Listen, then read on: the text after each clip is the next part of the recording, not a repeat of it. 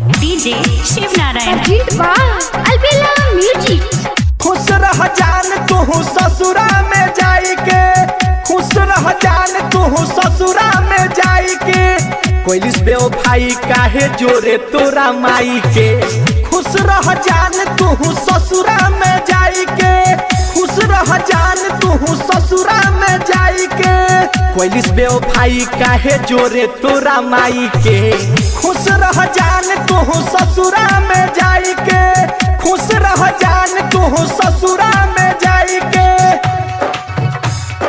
ससुरा में जाई के,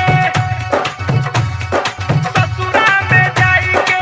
DJ Shiv Narayan, DJ Shiv Narayan, DJ Shiv Narayan. दिन रात ना समय रहिल चूर हो, तब नहीं जालू नजरिया से दूर हो, तब नहीं जालू नजरिया से दूर हो। दिन रात ना समय रहिल चूर हो, तब नहीं जालू नजरिया से दूर हो, तब नहीं जालू नजरिया से दूर हो।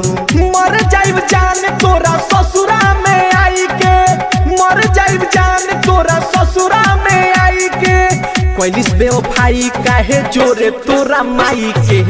खुश रह जान तू ससुरा में जाई के, खुश रह जान तू ससुरा में जाई के,